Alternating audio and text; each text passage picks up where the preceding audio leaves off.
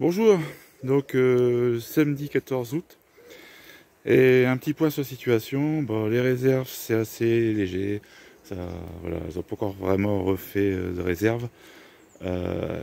Faut dire qu'on a eu là début août encore du mauvais temps, donc avec fin juillet, ça fait quasiment 15 jours de temps pourri pour un été, où franchement Scalerotte elle le consomme tout de suite.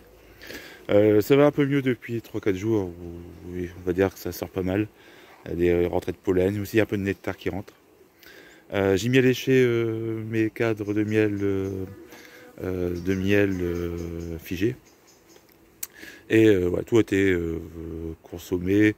Et je m'étais même surpris de voir quand même à nouveau sur un cadre un stockage nectar. Voilà. Bon, en fait, c'était une ruche qui avait quelques réserves intéressantes, qui m'avait donné du miel. Voilà, j'ai fait l'essai sur cette colonie. Donc je vais enlever les lanières bien évidemment pour ce léchage de cadre.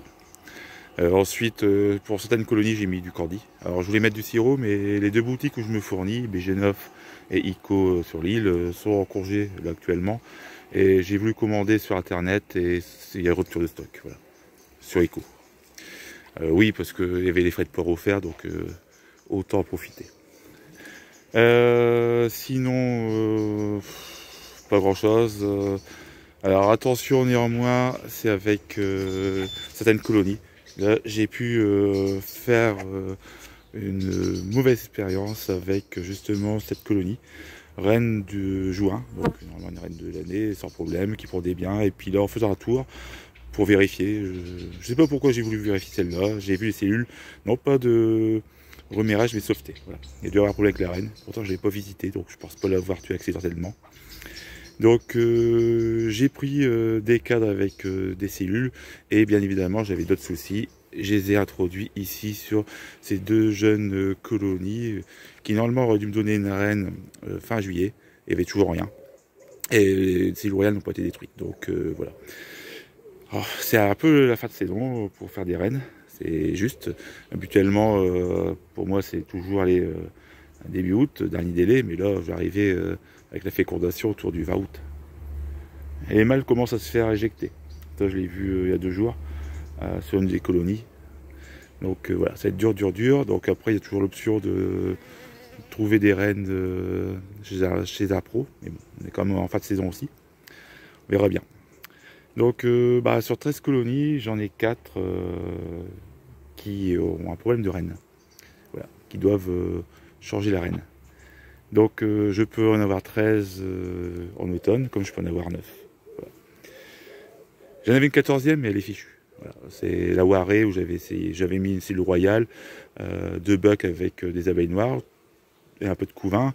Et voilà, tout avait bien marché. Il y avait eu une émergence, sauf que c'est tombé sur la mauvaise période de juillet. Voilà. Donc beaucoup d'échecs. Donc au niveau création d'essaim, vol de fécondation, les seuls vols de fécondation qui ont réussi, c'est première quinzaine de juin. Pour l'instant, que les échecs. Donc ça c'est rageant. Surtout quand on compte là-dessus pour augmenter son cheptel et puis renouveler un petit peu certaines reines. Voilà. Après, je pense que ceux qui pratiquent une apiculture, on va dire plus pro, ont dû avoir les mêmes soucis. Ensuite, autre petit problème, et là c'est un peu de ma faute, c'est ma reine qui avait 3 ans, je peux en parler au passé. Fin juillet, en faisant un petit contrôle, en fait, les abeilles avaient changé de reine. Donc, il y avait des cellules de remérage.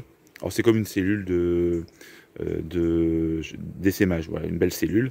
Et en fait, il y a eu coexistence des deux reines. Je les ai vues sur le même cadre. J'étais trop content. Je me suis baladé pour montrer. Et malheureusement, je pense que la nouvelle reine est tombée. Voilà. À moins qu'il y ait eu un problème aussi de fécondation. Voilà. Résultat, 15 jours après, vérification, pas de ponte, très peu de ponte, et toujours la vieille reine présente, donc j'ai décidé de l'éliminer. Il n'y avait plus que ça à faire parce que le couvert était vraiment triste, et c'était une colonie qui était vouée à disparaître cet hiver. Donc voilà, alors on va voir un petit peu. Donc ça c'est un peu dommage.